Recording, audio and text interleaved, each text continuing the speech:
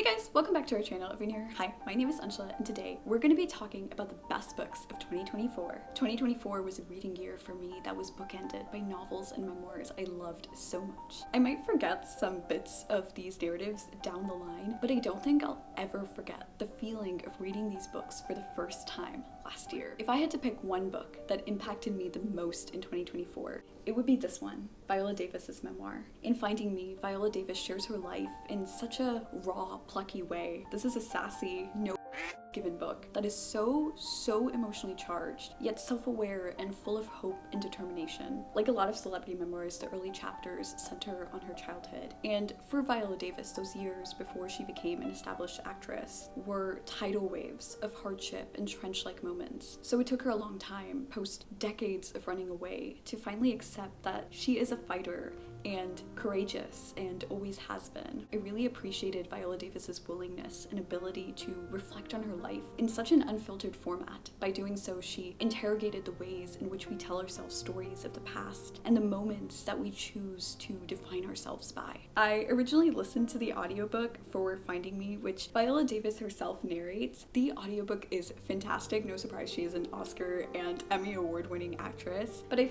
picked up this copy after Christmas so I could reread Finding Me in 2025 and mark up all the lines that struck me the most when I first heard them. There are so many standout passages in this memoir. I'll share a few that I've already tabbed. Memories are immortal. They're deathless and precise. They have the power of giving you joy and perspective in hard times. Or they can strangle you, define you in a way that's based more in other people's tucked up perceptions than truth. Let's see if I can find it. My biggest discovery was that you can literally recreate your life. You can redefine it. You don't have to live in the past. I found that not only did I have fight in me, I had love. My first encounter with The Wayward Children was Every Heart a Doorway, and for a while I thought my love for this series hinged on my love for that book. Shauna McGuire's dark fairy tales follow children who open doors to new worlds that are so far removed from their own. And while each novella can stand alone, the landscapes shift from halls of the dead to hooflands, and the series as a whole alternates between these novel realities and a boarding school run by Eleanor West, who cares for the children who've returned home and are still grappling with all the fantastical things they've seen and the adventures they've once had. I usually pick up a book in this series out of order, whatever is available at the library whenever I want to read a fantasy without committing to a 500-pager. I'm a slow reader, so I can't finish a chunky fantasy before it's due.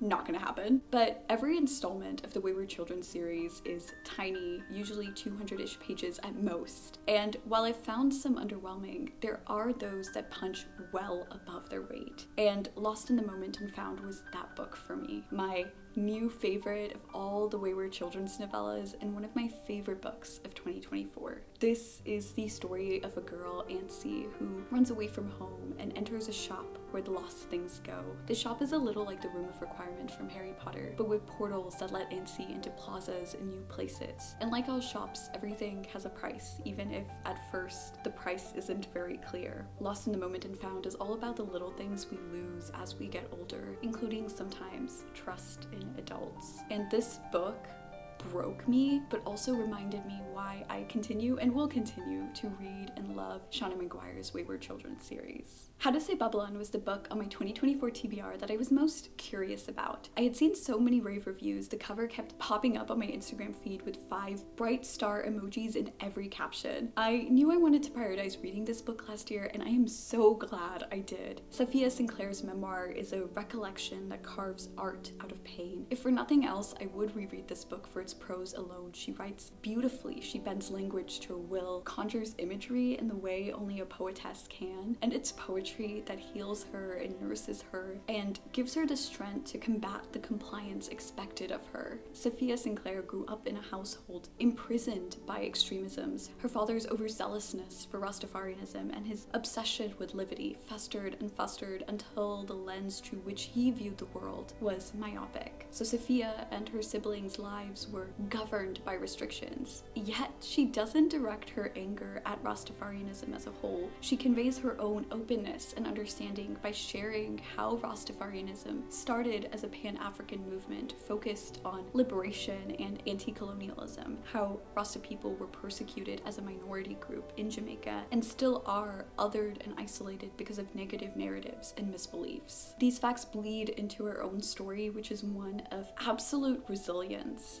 I re-borrowed this book from my library so I could read you a line. Let me see if I can find it. I would come to understand. There was more than one way to be lost, more than one way to be saved. While my mother had saved me from the waves and gave me breath, my father tried to save me only by suffocation. With ever-increasing strictures, with incense smoke, with fire. Both had wanted better for me, but only one of them would protect me in the end. The book that surprised me the most in 2024 was Haramasi. This is an anthology featuring a dozen essays penned by South Asian, Southwest Asian, and North African journalists based out of the UK. These essays are about stretching yourself in places that are too tightly defined and suffocatingly narrow, navigating the in-betweens of worlds that seem so far apart yet are the only ones you know, and finding freedom in storytelling. This book is meant to be a safe space for personal storytelling, and by hosting that safe space, Haramasi challenges the types of newsworthy narratives that South Asian, Southwest Asian, and North African journalists are typically asked to write about by mass media publications. Some essays were definitely stronger than others, more heartfelt and vulnerable and reflective and educational, but I still gave Haramasi 5 stars because it was a community-centric, crowd-funded project that I think did exactly what it intended to do, to the best of its ability without the backing of a powerhouse publisher. Summer of Salt by Katrina Leno stole my heart in July. This novel is Alice Hoffman's practical magic soaked in a seaside atmosphere. Georgina and Mary Fernway are twins who live in by the sea, a little island that smells like salt and magic and moody rains. Every year, birdwatchers flock to Georgina's and Mary's mother's inn to see a rare bird, Annabella, who may or may not be a Fernway herself. And one day, on the summer of Georgina and Mary's 18th birthday, Annabella doesn't arrive where she should. The bird heads tense, and so does Georgina. Days at By the Sea begin to feel heavier and heavier as Summer of Salt slowly reveals its full emotional range. This was a book that was full of whimsy, even when it was at its most intense. Summer of Salt is a story of sisterhood, friendship, summer crushes, of letting go of everything you've known and everything you've called home. And there was always magic in the air, along with ocean brine and salt-slicked waves crashing the coast. I love this book so much. I would definitely recommend this book if you like The Astonishing Color of After by Emily X.R. Pan and Wild Beauty by Anna Marie McLemore. Was that 5? I think that's 5 books. Those are my picks for the best books of 2024. Let me know what your picks for the best books of 2024 were. I love getting new recommendations and chatting about books with y'all. And if you have any lighter book recommendations, please share those too, because this best of 2024 book list was somber, more somber than it usually is. These novels and memoirs were fantastic and I don't regret spending time with them, but I think I want to enter 2025 with some lighter reads. Thank you so much for watching. Bye guys!